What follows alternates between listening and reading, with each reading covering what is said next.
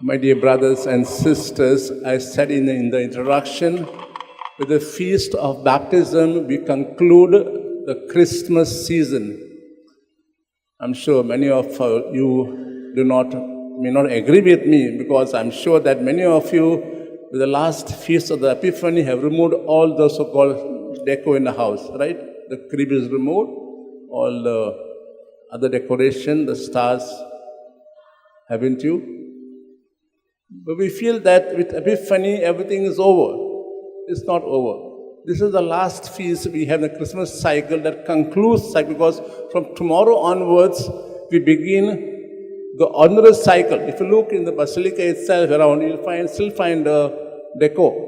You may think it was meant for the expo. It was meant for the expo and the feast, because all this deco we have, the round, all these things are for Christmas. So with this, we conclude the feast of the Christmas season. And tomorrow, we start the ordinary cycle. If you have heard today's readings clearly, they tell us about the baptism. The baptism event in the life of Jesus was a very important event, because from now, he is with the crowd. Let's reflect for a while on the event itself and what can we take home for us. We heard that when all the people were baptized, John was baptizing at the river Jordan, and people of all types, of all classes, status, were coming to him for baptism, because we are talking about a repentance. And after him who will be coming, who will also baptize, but with a fire. He was the Messiah. And Jesus walks along with the crowd. And Matthew, Mark tells us that when he came to John and asked baptism, John in a way hesitates. But John recognized him as the Messiah. And yet, Jesus says, let it be so for now. But the doing does, Jesus himself does one thing. He identified himself with us. St. Paul tells us afterwards, he became like us in all things but sin. He walked as we walked.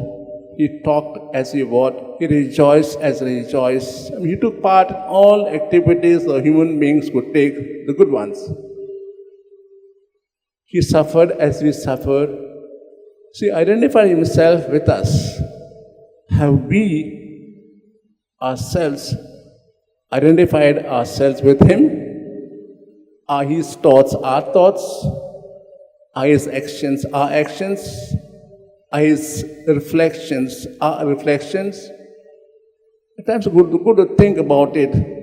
When we say, I abide in him, he abides in us. It is true, he abides in us, but do we abide in him? If that were so, then his lifestyle would have been ours. Is that so? Or have you gone away following our own lifestyle? The second thing you can reflect upon is, you heard in the reading, after Jesus was baptized, the heavens were opened, and down came the Holy Spirit, and they heard a voice, this is my beloved Son, with whom I'm well pleased. The Father himself and the Spirit were happy that one among them had come down on the earth to bring us back to himself. One among them had come down to lift us and makes us once again his beloved children. Do we believe that? If we believe that we are his beloved children, then I don't think there will be differences among us, distinctions of caste, creed, religion, the rich and the poor. All are God's beloved children. Isn't that so? Then why do we make distinctions? All of us are God's loving children. All of us are his brothers and sisters. All of us are brother, elder brother, Jesus Christ himself. It's good to reflect on this aspect. And we became His beloved children at our own baptism, when the Holy Spirit came upon us, and He still dwells in us.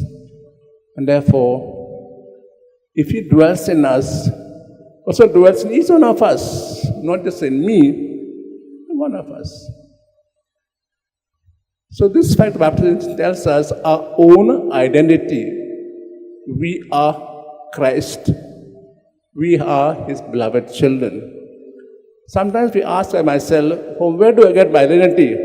Because I'm an ordained priest? Because I'm a Jesuit? Or because I belong to this congregation, this diocese? Or I belong to this family? Or these are my siblings? This is my work? Do I get from them identity? I could maybe. But basically, I get it from the fact that I am God's beloved son or daughter.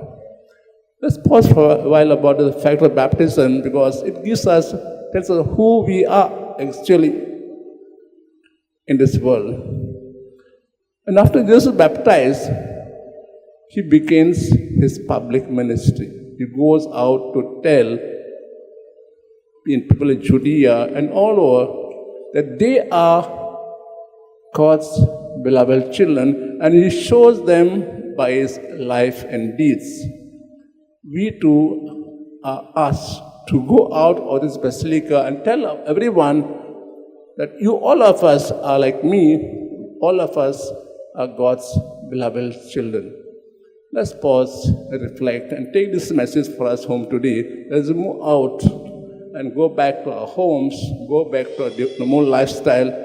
Let's treat each one as God's beloved children.